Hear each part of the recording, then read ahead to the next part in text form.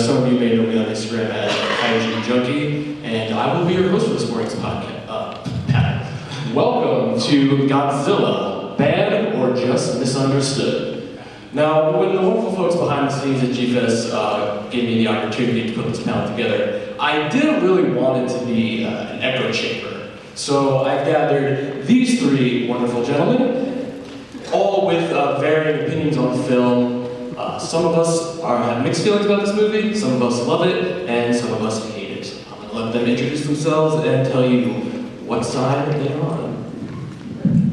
All right, I am, name's Brandon Kirkman. I'm a local Chicago artist and comedian. I also run a monster movie podcast called Podzuki, so I'm really glad to be on this panel.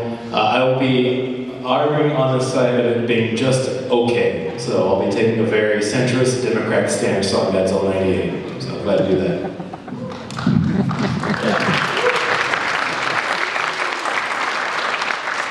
Hi, everyone pretty much knows me as Scrooge here. I've been here for a long time. I'm an unprofessional comedian.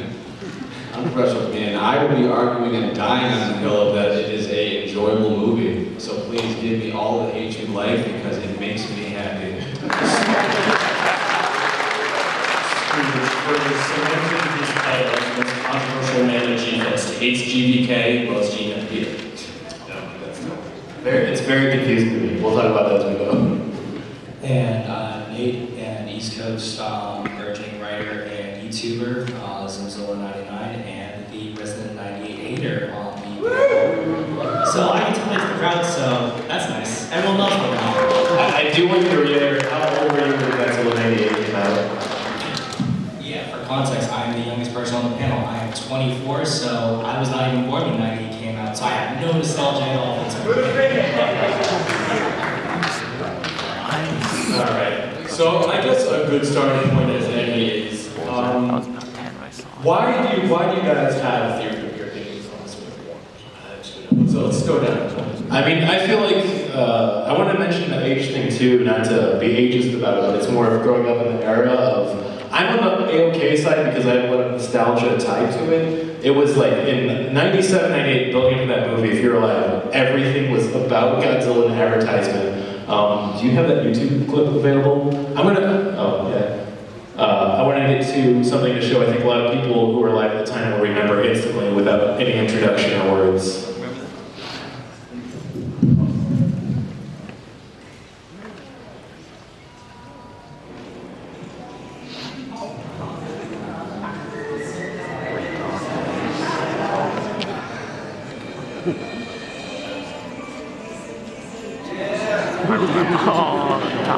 Taco Bell commercial.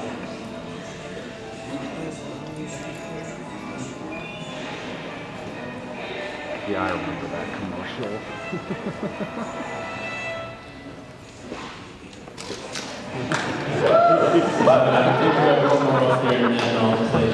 Oh yeah. Yeah, I love Taco Bell. But I feel like as we're getting the clip up here, if you just were alive, you saw so many of those gosh dang Taco Bell commercials. It was insane.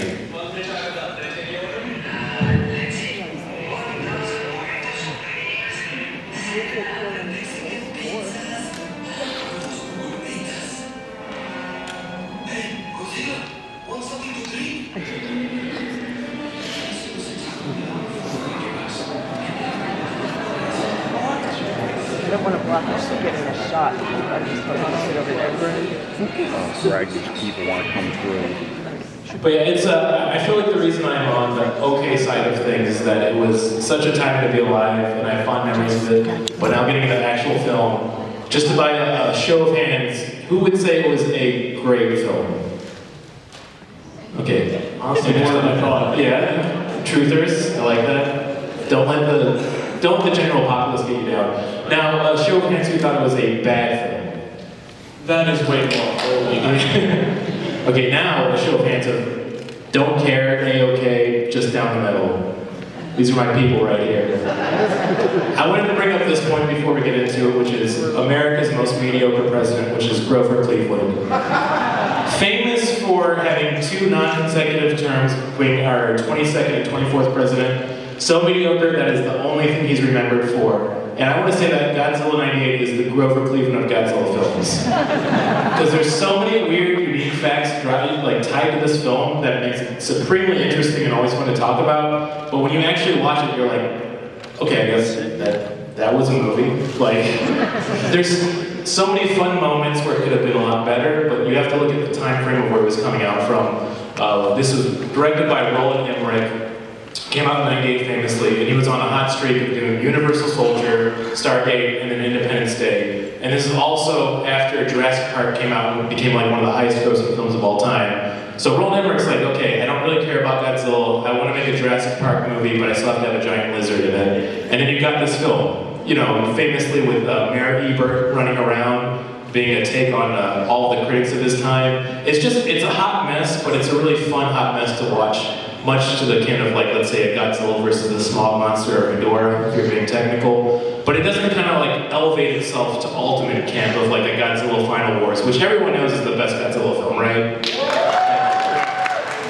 I also wanted to point out before I turn it over, because we were a little tighter on our time for explaining this, I made myself instantly the villain of this board because we got together to talk about this and like, let's talk about our favorite Godzilla films. I'm like, well, my most hated Godzilla film is Godzilla 2000, and then all three of them are like, that's my favorite Godzilla film. But My top three, I never said favorite. okay, well, that's pretty high up there. But keep in mind that this is changing all the time, so. Yeah, I mean, because there's so much good Godzilla content coming out. I do want to say, the reason I mentioned that film too, and why I don't like it, and I think Godzilla 98 is an interesting film, not a great film, is because Godzilla 2000 is right after this, and they kind of had to return to form. And I find that kind of more boring in my opinion, where it's like, it hits all the plot points you expect in a Godzilla film. It does it excellently, but it's like no big surprises. I think the reason I feel this is an okay film and fun to go back and talk about is there's just, like I said, so many strange things going on. Famously, like the climax of the movie, when you always are figuring like, how are we going to take down Godzilla? It's like some big coup de grace or climax that happens. They just shoot a bunch of torpedoes at him and he just kind of dies. Like, I think that's such a good like metaphor of what Godzilla 98 is like. Of like, it just happens and then it ends. But I feel like my points of why it's an okay film, but immensely fun to talk about. You know, I was going to say, now that it brings it up, if you think about it, the relationship with Taco Bell is a great metaphor for the ending of 98, because just like Taco Bell hits you when you die. So, when you think about it like that, Taco Bell and Godzilla 98 kind of makes sense. Now for me, two reasons. Why do I feel this way? Well, one, definitely the nostalgia part. This literally hits me right where I was beginning my journey with Godzilla. My dad got me into it. Like, it's just that natural progression between dinosaurs, reptiles, just obviously getting into Godzilla was the next step. Because my dad and my mom used to watch the Saturday morning monster movies every week when they were kids. Yep, Toto was popping out there. That's what got them into it. So of course, when I was born, my dad was instantly like, well, I gotta grow up this boy quick and in a hurry. So I was already naturally getting into Godzilla at that point. So that was like the perfect, like, bam, that's right there. And on top of that, the toy stores by where I lived in Buffalo, New York, were in full swing. So it's like KB Toy Store, Toys R Us, and I'd be able to just run in there as a kid. My parents would just pull up, park, leave me in there for like 40 minutes until they couldn't take it anymore, and I'd run into the Godzilla section and just start grabbing the Treadmasters toys and grabbing the 98 toys and just literally being occupied for like an hour straight. So there's that element. Now, second element, let me ask you a question. How many Godzilla movies are there altogether? Just roughly, how many? 38, 35. Okay. Can you say that every single Godzilla movie is a good movie? Like a good movie, a technically good movie? Okay. So, is every Godzilla movie technically a good movie? No. Why do we watch them? Because we like them. So, you have a spectrum of so many different Godzilla movies that are some are technically brilliant, like the original, and some that are technically horrible, but you love them. So, over the years, where people are like, oh my god, this movie sucks, it's so bad because, you know, didn't care about the, you know, Godzilla,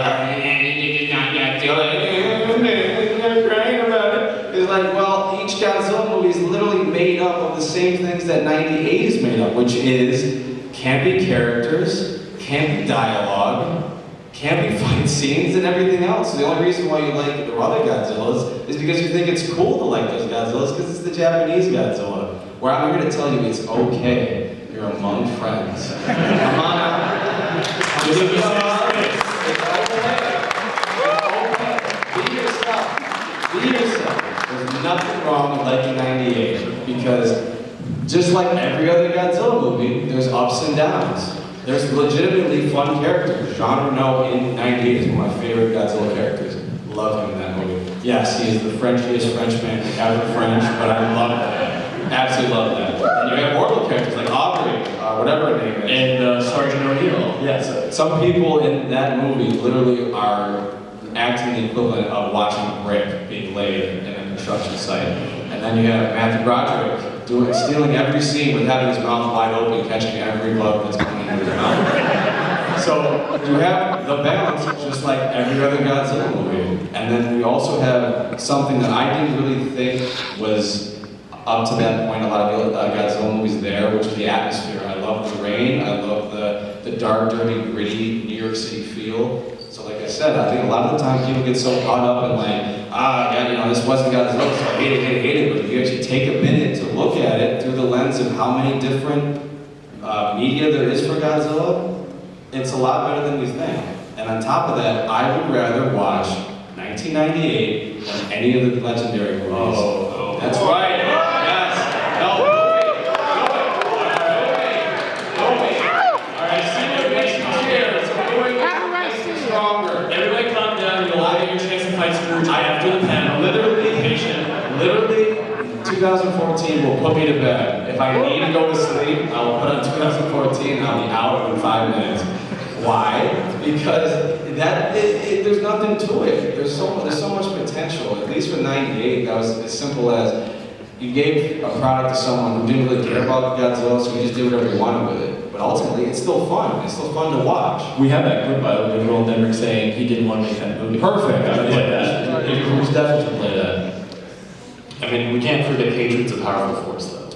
I really do believe that a lot of this, like I said, if you take a minute to actually think about it, most of the time the hatred comes from the fact that, of course, you want to be like, oh yeah, yo guys, it's funny because that's the crappy one, right? Right? It's funny, right? No, yeah, I hate 98, right? Yeah, we're all friends here, right? 98 sucks. It's like, nah. It's like, if you don't like it because you don't like it, that's fine. But don't do it because everybody else makes a joke about 98. Like I said, every Godzilla movie, think about it. There's a lot of them that suck. 100%, a lot of them suck as movies, but you still love them. Why? Because you all love Godzilla. We all love Godzilla. So you could look at 98 as the same thing. That's why I do that. You have the clip? Oh, yes. And I'll look it over to my next panelist. Godzilla. I'm really going to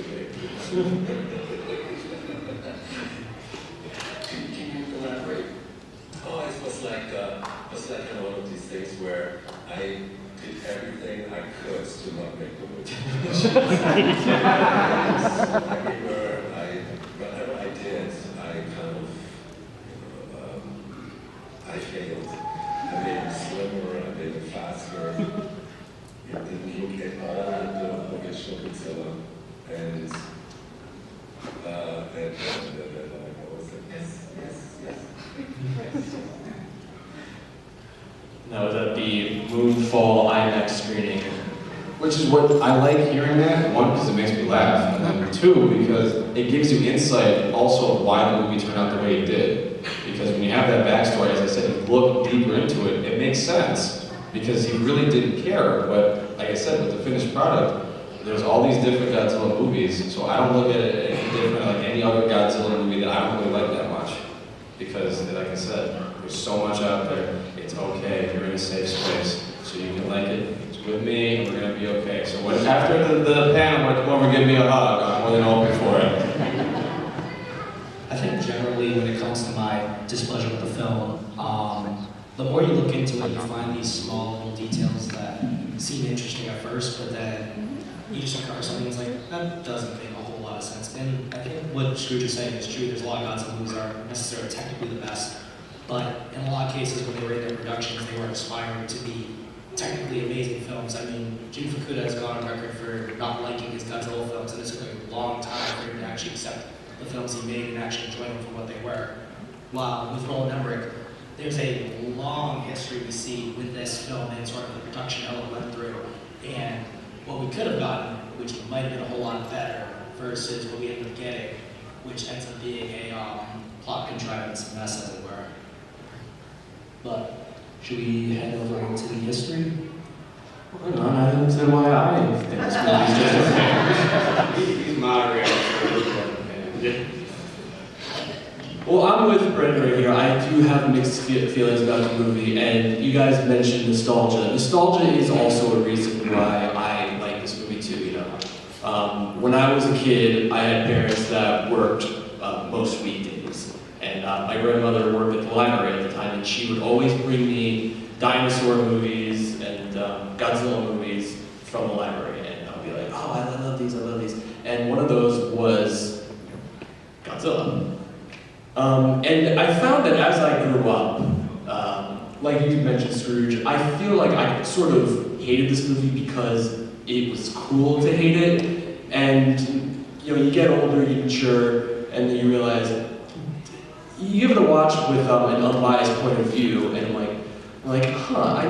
I no longer hate this movie because the angry video game nerd said this is a bad movie. I form my own opinions. And I just come to the conclusion that, yes, this movie is not perfect. However, there are aspects to it that I really like. Like, for example, the entire first act leading up to when Godzilla first makes landfall in New York. You know, that eerie, dark, foreboding atmosphere. You know, the tension, the music, the tension, the fact, like the actors say, like, we have this thing that's sinking ships. We have no idea what it is. You know, everybody's trying to figure out. And I like that. I also kind of like the fact that they did something a little different, kind of bold. Godzilla's design, whatever you want to call it,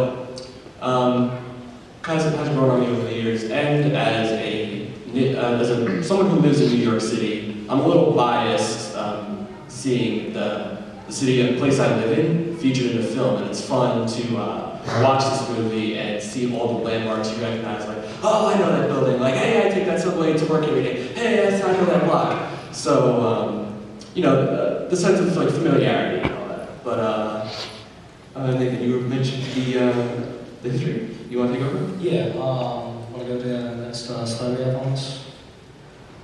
So, generally, outside of the 1980 Godzilla we see there, which was the Godzilla King Monsters, the 3D one they were working with, essentially around 1992 was when Sony had gotten the license to produce an American Godzilla film. Actually, right here in front of me, this was the original legal document that they had. This includes everything from what was who owned the likeness to the character, who would own other characters, distribution rights, etc., etc.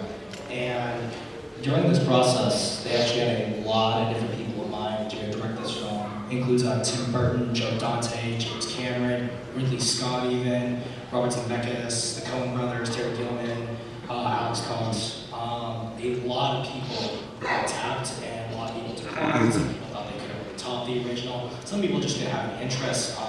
Spielberg was not approached, all of it was mentioned, but since he had a scheduling issue, he was not someone who ended up being really tapped into the film. But that ended up being John DeBont, who would be the first person to help the project. And with DeBont, that would be what we'd see with Godzilla versus the Griffin. You want to head over to the next slide, please? And these sketches right here were done right before when DeBont was working on the project, before Stan Winston and his team were working on Godzilla. These were done specifically by Ricardo Delgado, and it's this image of Godzilla here that would have been what we would have ended up with had DeBont's film gotten off the ground. And next slide, please. And that would evolve later on into Stan Winston Godzilla design we see here down in Crash Theory. And next slide, please. This is also the film where we would have been introduced to the Griffin, which is this alien monster that comes down to Earth and does battle with a Godzilla that would have been produced by Atlanteans, which is probably the most controversial aspect of this animated film. You just mentioned made by Atlanteans. It's interesting to think they used that idea for the Gamma Ray trilogy, I believe. What's interesting is that this is still around 1992, so Gamma Guardian of the Universe has not come out yet, and really there's no marketing for Gamera at this point in the US, so it's a little bit of union there between Gamera and Godzilla around this time. And as the project kept going through development hell, DeBont was trying to get the film to be made around 180 million, and they were like, no, we'll do it for maybe 130. He's like, okay, 130. And they're like, no, 100 million. It's like, all right, 100 million. They're like, let's try to get it to 80. And he's like, 80, okay. And they're like, no, we can't do this, we'll drop the project. So DeVaughn ended up leaving the project, and it was around the time with Emmerich coming fresh off Independence Day, and because that budget wasn't necessarily the highest, they were confident in Emmerich's ability to make a good blockbuster film on a lower budget. And essentially, he was given around 100 million for a budget, but that would end up ballooning into 150 million anyway. So the budgetary concern ended up not really being a factor as Emmerich blew past what they were offered to DeVaughn. But probably it was due to Emmerich coming off blockbusters already. But that's where we come to the production of 98 and the rest is really history. But these are just a few bits from a little program that you get in some of the 98 DVDs, mostly just talking about characters and what they went about in terms of making the film. I went down to Mexico to work on it and sort of just talking about how they really wanted to make interesting characters, really deep, dynamic characters that people really latch onto, which, in my opinion, ended up not being the case. Which can move over to the next slide for me, please. And the maquette right there on the left, that was actually an older model they worked on, where you can see when it came to Godzilla's design, they had a lot of Mesa influence, and on the right, that was some sketches that Tony had sent over as reference for the boss team, and would end up being sent over to Emmerich as well. But stop right there.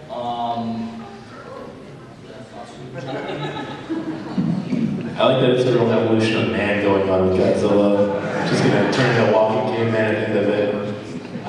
Why did they go down to Mexico? It's not really stated, but I think they just really wanted to be somewhere far away so they could not really have a whole lot of distractions and stuff as they worked on just writing them, because they did that in a really short time frame. It was like a cut, it was either 3 weeks or 1 week. Again, I think this is just another representation of the all Taco Bell diet plan. You can see that he starts off a little thinner, but as he continues to eat nothing but Taco Bell, he ends up emptying himself and getting smaller and leaner. So again, that's why I think it was a good combination of the two. The diet beats keto. So, outside of this being the Godzilla political spectrum right there, really, when it came to a lot of Godzilla's design here, we see that there is obviously that original design that really strikes a balance of not only being unique, but also faithful enough to be recognized as Godzilla, and even comparison to more out there designs like Shins or 2014s, and of course 54s, but then you have 90 all in that really far left quadrant over there, just doing what it wants to do. And next slide for me, please. And again, you sort of see that with even the Ricardo Delgado design still being a little different, but overall just faithful. And I think I can probably attest that a lot of people have issue with the film because of the design itself. It's really weird that American design is like, we need to make that tail erect as possible, looking at it. It's very strange. Breaking that American stereotype of being skinny. Yeah. And yeah, just looking more at certain designs and how they relate to one another. Next slide for me, please. And even as the franchise has moved on, we've seen a lot of really interesting Godzilla designs like Shin or Ultima. And although they're not more radical, we can see that at least with the more crazy railway designs, they really don't stray too far away from Godzilla. That's kind of what's key to character design, is understanding what makes a silhouette important, making it iconic, and sort of staying within your lane as a character. Because outside of your rights, you don't really can work with a character outside of making sure that they kind of keep the essence, as it were. And 98 just doesn't seem to do that really. But see, again, this is why, real quick about that last slide, is that you see the evolution of Godzilla. You see how many times he's been changed and rearranged and whatnot. Maybe initially you're like, oh, man, this is really weird, but like that is the point. We're talking about over 60 years, and And as you start thinking about it, it's like, it's just another version of the same character you've been watching your entire life. And it's one movie. You technically, if you want to include the animated show, which is really good, by the way, it's another reason why I am on this side, is because they went and took a couple things that were something I didn't agree with in the film and made it better. It's like, it's another example of that what has been going on ever since. 25 years later, you had Shin Godzilla and the anime Godzilla, which are completely different designs than what we were used to.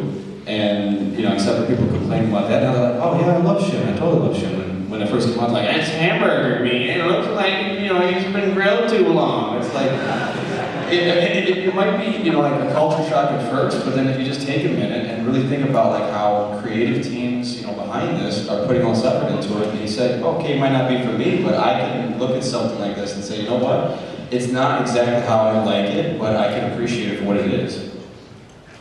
And I think what's also interesting too with the animated series is that the only reason why we ended up getting more iconic aspects of Godzilla, like the atomic breath, was specifically because of the fact that they said no, these aspects are key to Godzilla, and they kind of really bucked the trend with Dean and Roland, and they also weren't as involved in those projects in comparison. But this quote over here by Shahanda, I do like it because I think that at the end of the film, like the sort of antithesis to a lot of Godzilla films is what happens to Godzilla, and I think that in the context of the '98 film, Godzilla kind of taken up easily by the American military, sort of diminishes what that is for his character. And although Godzilla has indeed changed a whole lot, his indestructibility and being above the standard weapons at the time, and sort of being a representation of what weapons acceleration and why we need to curb our destructive tendencies is important to Godzilla as a character. I think when you remove those key aspects, you do get something different, but I think it diminishes sort of a through line of messages that can be gleaned from a character that lasts as long as it does. Just before we move on to the next slide, that's one flaw I can't ignore with this film. In this movie, in a lot of Godzilla movies, he's portrayed mostly as like a force of nature rather than an animal. And in this movie, he's treated as an animal. In the movie, Nick Topolsino says, he's not an enemy trying to invade you. He's just an animal. And in the other Godzilla movies, the force of nature, you can't really take down a force of nature. If you shoot a hurricane, the hurricane's still going to come. In this Godzilla, he's just taken down he's a big animal. So that's Well, I never was a big fan of the fact that he took away his breath in the movie. I didn't like that. I didn't like the ending of the F-18s shooting him. But what he just said reminds me of what I said earlier, which is, oh, he's just an animal. He's always the force of nature. Is he though? No, because a lot of the movies, people are just like, he's just an animal, and I kind of care about him. I don't want him to get hurt. And then other movies like, those cinematic masterpieces like Megalon, like, is he really a force of nature? Is he really no, because not every single movie is. Did I say every single movie though? I'm saying, that's what I'm trying to get though. It's literally just one of those movies that's part of all of the different films and the different takes, and that's really why it just fits in the whole filmography of Godzilla, because it's just another Godzilla movie. It might not be the best take, but it was just a take. That's why I feel the way I do. But that's where I give, not the sidetracker, but that's where I give kudos to the MonsterVerse. They really keep Godzilla's characteristics as a keeper of the natural order. That's something that stayed consistent throughout all three of those films. But I feel like my interpretation now for Roland is just a very super left-leaning saying that American imperialism is stronger than atomic force now, so that's why we have to be worried about him. Maybe that's what we're looking at. I don't think he really cared or did anything about it. He's just let's just kill the beast at this point. That's as simple as that. Yeah. Lunch was coming late from craft service that day, and we gotta wrap this up. Or it's gonna be another 160 million, so. Yeah, and I think also, even with films where Godzilla is portrayed as the hero of the story, it's still the fact that he's still an overwhelming force of power that whatever Earth is faced with, it's Godzilla that has to stand against it. and that still makes him that force of nature, just a force of nature that just so happens to be beneficial to us, and to also to us in the real world. And I think that is, I think, good thematically, but also, whenever we see Godzilla being portrayed more like an animal in the Japanese film, I think Godzilla 84 shares a lot in common with 98, but in the fact that they still elevate Godzilla to this level as important, to where instead of Godzilla being attracted to fish as his main food source, it's still nuclear radiation. And although they treat him more like an animal, they uses like birds and stuff to sort of get his direction, travel the world, or the fact that they are able to create a response for him to keep looking up at the flares as the Super X shoots the cadmium into his mouth. They strike a perfect balance, and I think that's important, is that remembering to balance Godzilla's power with his animal traits, but also with his thematic elements as well. And these are just more lines that Emmerich said, where he's like, even when production was made, there was a big concerted effort to make sure that Emmerich was viewed as liking the Godzilla films, although he's gone on record as saying that he just sort of saw them as like movies to go to Sunday and just laugh at, and other times saying that, oh, I really like the original, or saying, oh, I never wanted to do anything with the original, I wanted to do my own thing. But it's just a matter of where you read more up on the production of film. There's a lot of just contradictions that the director made. Let me go to the next slide if you like. And this is more stuff I'd asked in terms of Godzilla, the series production, and sort of what Emmerich was doing in terms of how much he was a part of it. And that's why I think that Godzilla series is just so much better than the movies, because although we still had that Godzilla design, we still got a more classic Godzilla. And I think that it lends itself better to a monster kind of TV show, which is good. And with Zilla too, with that character, so for anyone, is there any lawyers in the audience at all? Where are the lawyers at? Where are the lawyers at? You're not liable to raise your hand legally. You are liable, yes. But when it comes to the agreement with Sony and Toho, they were able to use this version of Godzilla to however they pleased once filming concluded and licensing expired. So the reason why you got to see the American Godzilla be renamed as Zilla is because of the fact that they already owned the likeness. So there's no conflicting of interest. It wasn't an issue where they rebought the rights, as a lot of people believe, but it was just a matter of, we have this character, we can trademark it as ourselves, and the reason why you see a lot more Zilla merch nowadays is because that licensing is just much cheaper, and that just so happens to be a little bit of office politics for you. So Godzilla 98 is literally a Schrodinger's monster. It is Godzilla, but it is also not Godzilla in a lot of ways. I love this little quote by Roland Emmerich. It makes me wonder, like, he really didn't want to make the movie. Why were the Hollywood executives so adamant about him, of all people, making the movie? Like, they couldn't find somebody who had a little bit of passion? I know for a fact that there's someone in their hand. Somebody was making a $sign symbol, because I think he gets it, he's got it. It was money too, but also the fact that because the film had been in such development hell since '92, and they got on to '93, until it was like, are they going to be making a Godzilla film? And since they didn't, that's why they ended up making Godzilla vs. Godzilla 2 the way they did, and then they made Space Godzilla, and then they were like, finally, we'll make Destroyer, we'll stop it here, whatever happens with the American film happens. And that's kind of what was up with that. And also due to the fact that since no one was biting on the project, Emmerich was like, oh, if I get the project, I'll do whatever I want. That was kind of another big factor with it.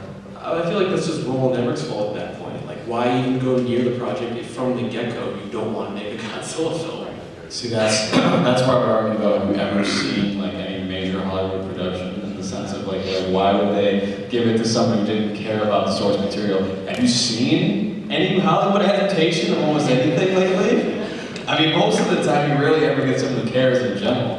And in my opinion, I'd rather have someone literally just say flat out he didn't care and admit to it and see where the faults are, as opposed to someone saying, yeah, I was a fan since day one. I know all of them, the Zuki's got Zuki and all of the, the major players, Rodan and all those guys. Yeah, I've been a fan since I was 5. It's like, and then I see whatever project they put out, and I'm like, I didn't really like it. I'm like, just because you say you're a fan doesn't mean anything. So I appreciate the fact that he was just straight up honest with me. I didn't care. I just wanted it so I could make more projects. Because that's more honesty. I like that because it explains why the movie turned out the way it did. So it's like, why'd you give it to someone who didn't care? Well, I mean, do you really think that we need to ask about that logic in Hollywood? Because we see it almost every day with some new project that fails because the person who was giving it to totally didn't like what they were doing and just did it because they did for money. Yeah, and then when you get somebody who's super passionate and knows every little niche detail about Godzilla, you get Godzilla King of the Monsters. But I digress. Oh wow, let me fight. Look, that movie was fine, but let's be real. That It was not. That movie needs to be retitled to Godzilla, 2.5 hours of Michael Dougherty's fan fiction. Just bring Charles Dance back as a villain. That was so fun. We gotta have it back. I like it. That was probably the only thing I liked about that movie. Yeah.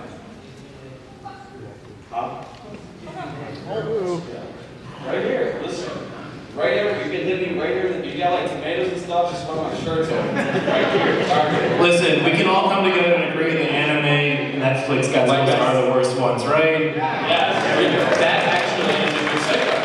I've never seen anything so boring in my life. That's amazing, because it's an anime too. How do you do that? And I saw the legendary movies too. Well, you mentioned the anime trilogy. That is a good segue to my next question.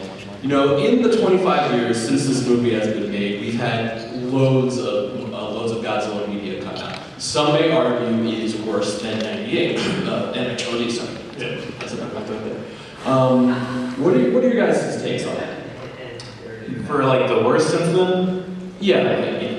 I mean, it's interesting because we're in such a like high and lows with Godzilla fandom right now. I like the Legendary series a lot myself. Then we have the bad Netflix animated movies. But then they did the series, and I thought that was pretty fun, even though it turned into techno babble towards the end of it. So it's really hard to say, but the worst definitely would be the animated Netflix films because you had 3 in a row that were just like did not know what they wanted to do and got time travel involved. It's just like, come on, get it together, like focus. It's just like half of these times it's a bad project. You just want to be like focus on something and just don't go all over the place. Which is interesting because Singular Point has that same issue where it just loses the focus towards the end and that's when it kind of peters out.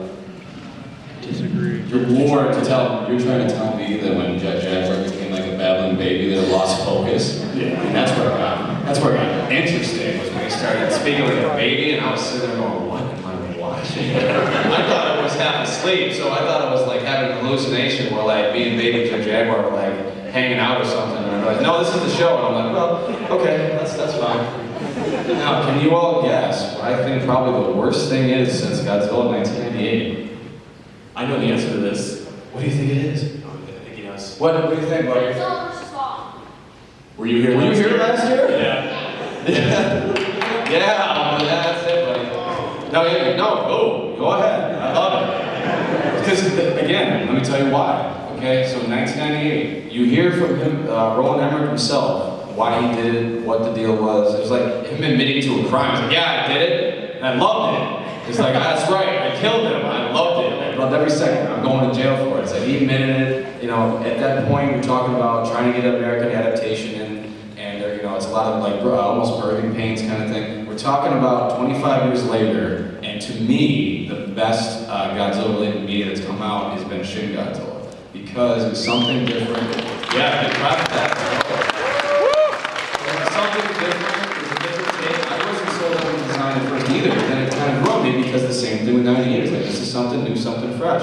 Why? Another reason why I'm not a big fan of the American adaptations is because you have all this money, you have all the power of American cinema and marketing that other Asian countries don't have, like Japan doesn't have, and this is what you can only produce. Our snooze fest where I can barely see the monsters fighting because it's either too dark, too rainy, and if I want to watch that, I'll watch the Weather Channel, okay? And I'll just take some figures and be like, Oh, now you that's like rain. Wait, what? Oh, now you hate the rain. Oh, yeah! I did because you know what? I do love the rain. Guess what? In 98, I can see Godzilla in the rain doing stuff. You're right. That's Right, why. though. Hey, Gamma 3, the ending, one of my favorite monster movies. Can you see Gamma and Iris? Yes. No, don't be shaking your head at me. You can see Gamera and Iris. And Godzilla King of the Monsters, I can barely see what's going on. I can barely see what's going on. It's always cutting away, you're always cutting away. I did appreciate that Kong vs. Godzilla finally actually showed monster fights in its entirety. And that was the best part. And then they're like, this is really good. So if this is really good, so I'm gonna make the rest of the movie horrible. So it's not much to ask. At this point, what I'm getting at is 25 years later, it's not much to ask for a complete Godzilla movie. Good characters, good story, good monster action, all of it together. It's not that hard. But we continue, except for Shin, in my opinion, we continue to fumble the ball. Because it's either snooze fest or it's complete incoherent babbling of like the animes, the single point animes. And for me, it's like, I don't know why we're still doing this. Like all these years later, we should finally be happy with one of the things, like truly happy is like a fandom. I don't think it's happening. Yeah. Let's hear from Nate, and then it'll be time to open them up some questions from the audience. I think even now, like with the Monsterverse stuff, I'm not necessarily the most happy with them, but I do think, at least in the case of 2014, it has a very similar case with 98, where you have that opening act, which is overall pretty good, and then peters out towards the second and third act.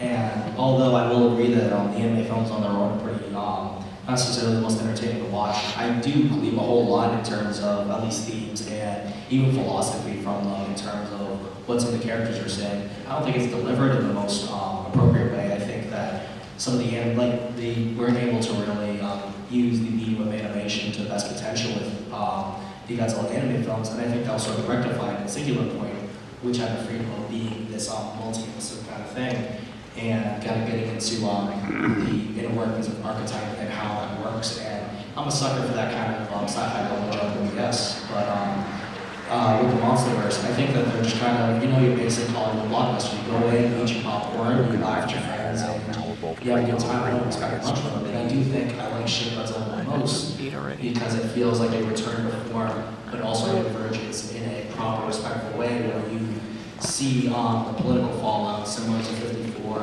and sort of dealing with Godzilla in a similar way, treating with that kind of respect. And although this may seem apropos, but I'm excited extremely, and I think all of you are excited for Godzilla -1. Yeah!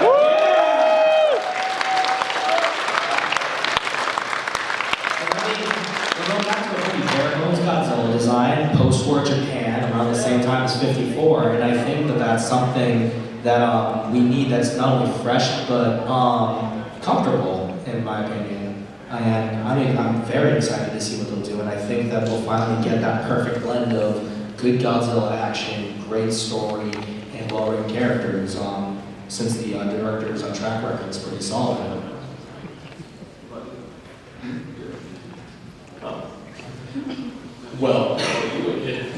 Well, my opinion, I think the worst piece of Godzilla media since '98 was the Godzilla anime trilogy, and I think it boils down to a very simple reason.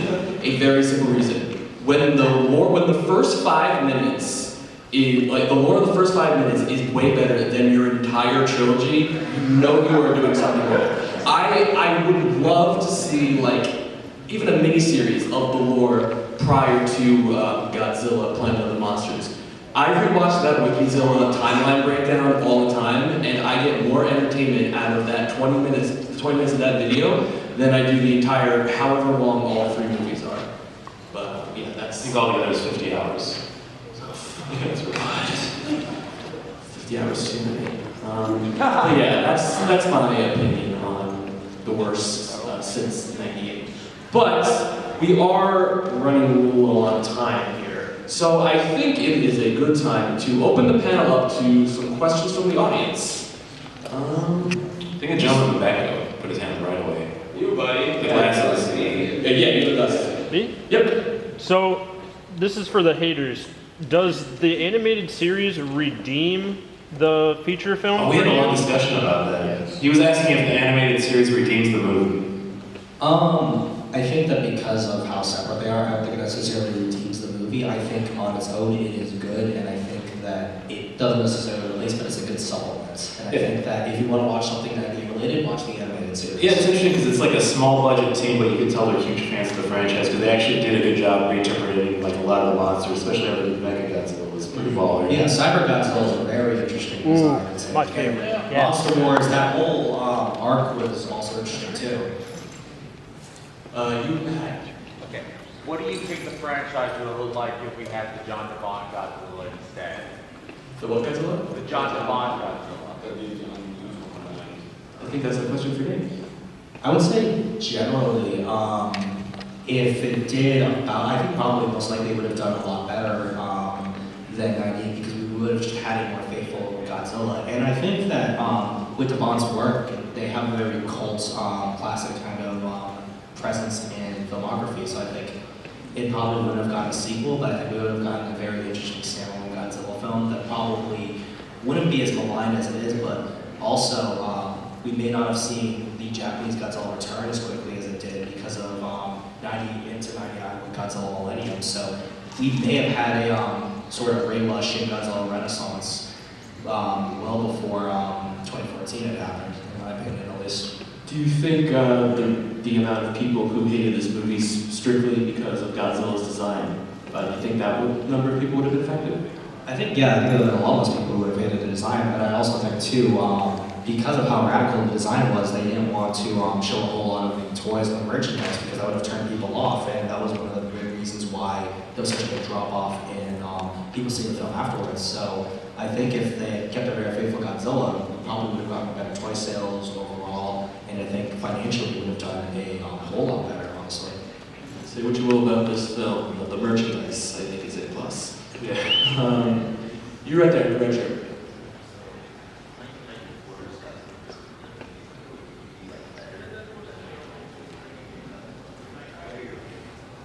I think it would have been a lot better purely because Godzilla fights another monster.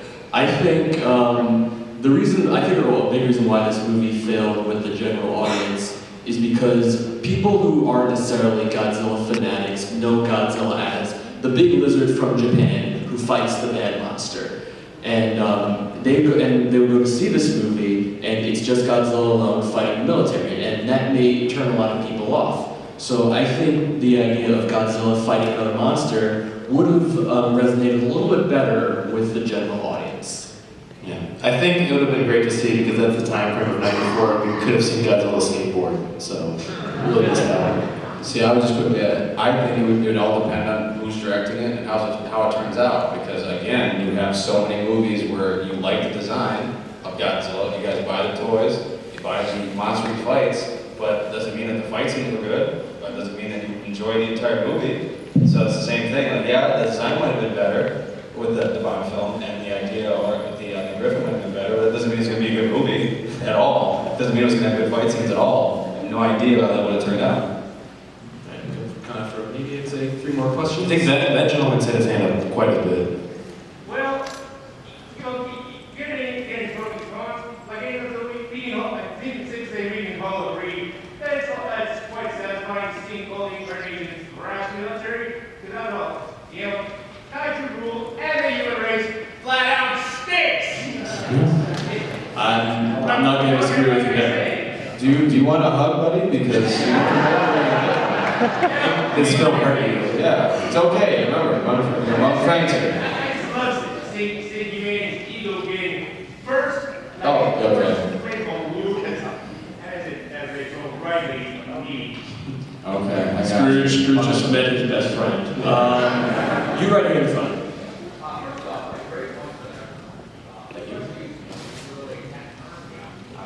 Oh, you're welcome. That's right. See, he's already converted to the gospel. Can I get an amen? Amen.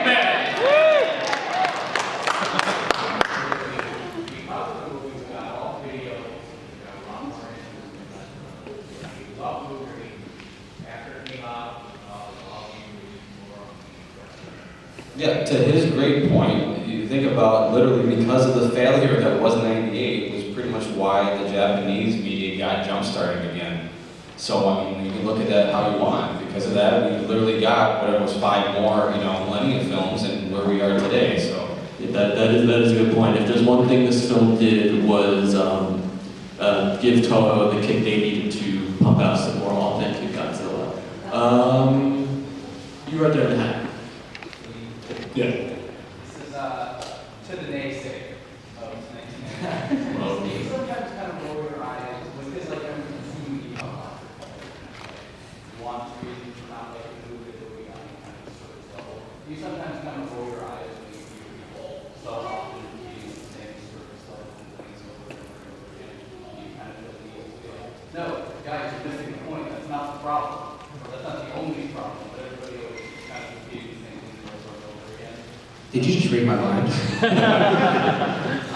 Yeah, no, I think generally, a lot, like, arguably we are a smaller fan overall, but there are many of you right here now, and I think that we do suffer in a lot of cases from a lot of people repeating the same surface level ideas, and I think that kind of going more in depth with all of these films and looking at the problems on a deeper level, I think is important, and I don't roll my eyes, but I think it's just a matter of not everyone's going to have the time to nitpick and really go into detail on a film, even from before I was born. So, yes and no, and you should probably start doing second readings. Yeah. I mean, also, that's an interesting point you bring up, which I feel like the toxicity of fandoms in general. You should be able to say there's a movie or franchise you don't like, and just because you thought it sucks, you don't need to prove it. Like, it's always, I think we always forget it's always opinion, which is a good thing to remember. Like, again, you are entitled to your opinion regardless of what it is. Yeah. Like, we have time for one more question. Like that right there. Yeah. Guy with the beard. What, next one? We'll call him Dr. Money Signs. I think I'm like your negative version because you and I had the same childhood, Scrooge. I think the animated series made me hate the film more because it showed me what we could have had. It just seemed like they didn't want to have fun. And like the animated series is so much fun. Actually, that made me buy so much of that great merchandise was because of the animated series. And I think like honestly, it makes you more angry because like this could have been like this. Why You are so right. I don't know. I just think, You are like, so right. It hurts me more actually. That is so good. What could have been? What's also interesting too is the fact that although this film had a larger budget than The Lost World, it also opened up in more theaters, but it heavily underperformed. And I think that had we gotten probably a Godzilla that fit more of the cultural osmosis of the United States, there would have been a better capitalization on it. But we do have to take the good with the bad, and indeed appreciate the fact that we were more accessible to Godzilla stuff that was Japanese related. Because I mean, seeing as I never grew up in that '98 phase, all of my life was mostly the Sony released Godzilla DVDs, and leading up into Tokyo SOS, which led up in the Final Wars into where we are now. If you do me a favor and show me on this Godzilla toy where Godzilla 98 hurt you, because I just want to make sure that I give you that hug, okay? What I can tell you is, again, back to what I said, yes, there were some things in 98 that could have been better, which the animated series fixed, but like every other Godzilla movie, you can literally sit there and go, I didn't like that, oh, I kind of like that, that could have been a little bit better, this could have been a little better, and that literally is what this entire convention is about, is us telling each other what our personal Godzilla movie would be that's perfect, and us going, Godzilla Final Wars. Just don't make it fan fiction like Michael Dougherty did. Yeah, exactly. So the point is that yes, it could have been better with that, but then you got Godzilla the animated series, so you're welcome. And with that, ladies and gentlemen, this panel comes to a close. I'd like to thank you guys.